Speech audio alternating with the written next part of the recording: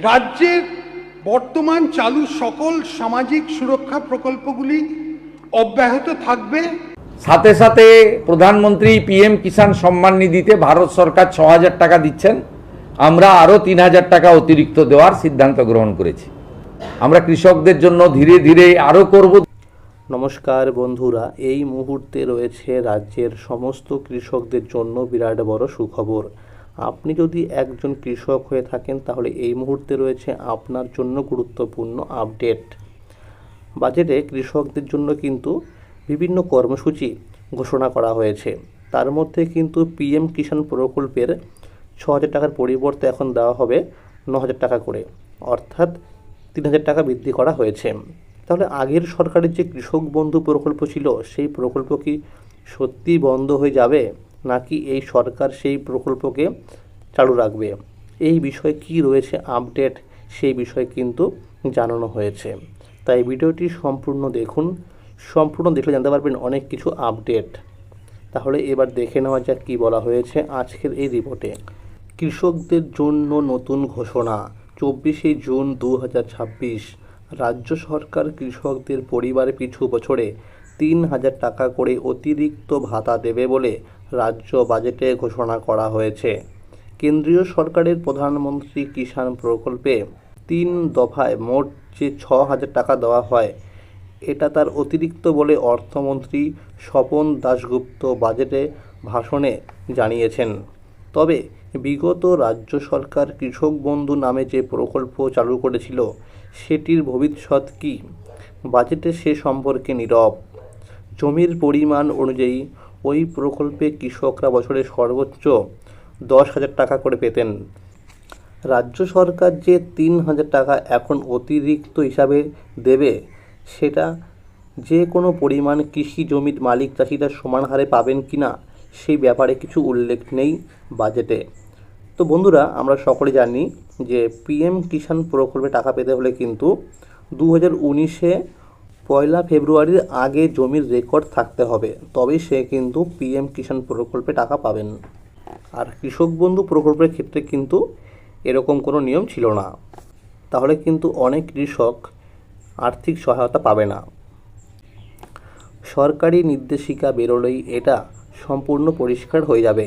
কৃষকদের জন্য প্রধানমন্ত্রী ফসল বীমা যোজনা বিজেপি সরকার ক্ষমতায় এসে রাজ্যে চালু করেছে।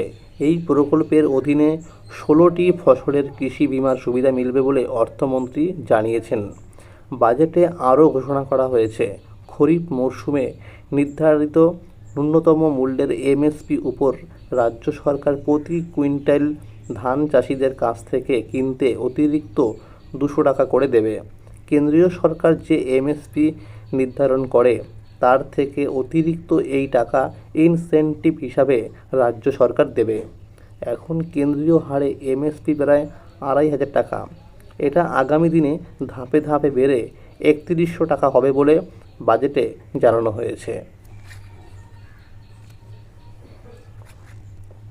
রাজ্য সরকার আলু সংগ্রহের জন্য টপ আপ হিসাবে প্রতি কুইন্টালে 200 টাকা করে দেবে।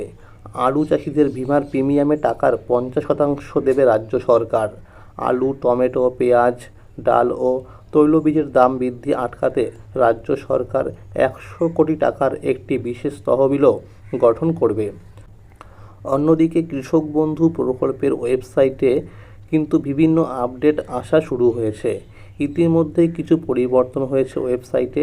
কৃষকদের মধ্যে একাংশ ভাবছে আগে যেরকম আর্থিক সহায়তা দেওয়া হতো হয়তো সেরকমই দেওয়া হবে।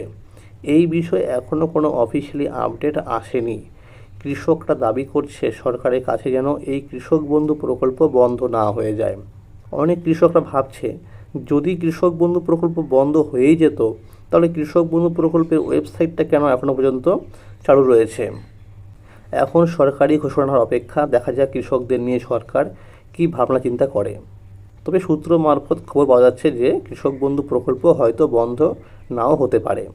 কৃষিমন্ত্রী দুধকুমার মণ্ডল বলেছিল যে কৃষক বন্ধু প্রকল্পে অনেক অনিয়ম ও দুর্নীতি হয়েছে, এই কারণে যাচাই বাছাই করা হবে। কৃষকের পাশে উন্নয়নের প্রতিশ্রুতি।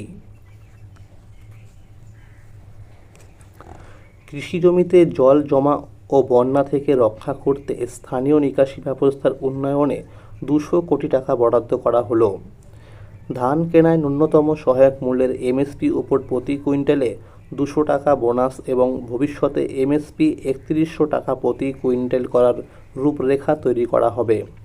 ছোট ও প্রান্তিক কৃষকদের জন্য আধুনিক সেচ সহজ করতে মাইক্রো সেচে 100 কোটি টাকা সহায়তা দেওয়া হবে। বাজার দর কম বেশি হওয়া ও লোকসানে বিক্রি ঠেকাতে 100 কোটি টাকার মূল্য স্থিতিকরণ তহবিল গঠন করা হবে। দার্জিলিং ও কালিম্পংয়ে ঝর্ণা পুনরুদ্ধার, জল সংরক্ষণ ও জলাধার উন্নয়নে 50 কোটি টাকা দেওয়া হবে। আলু কেনায় প্রতি কুইন্টালে অতিরিক্ত 200 টাকা সহায়তা দেওয়া হবে।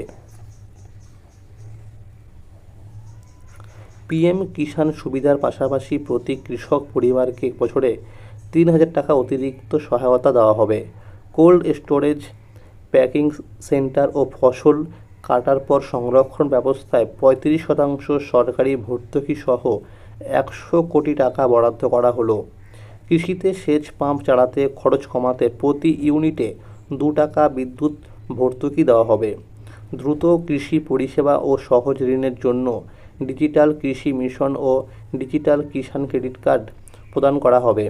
খরিফ 2026 থেকে সব প্রধান ফসলের বীমা সুরক্ষা দেওয়া হবে।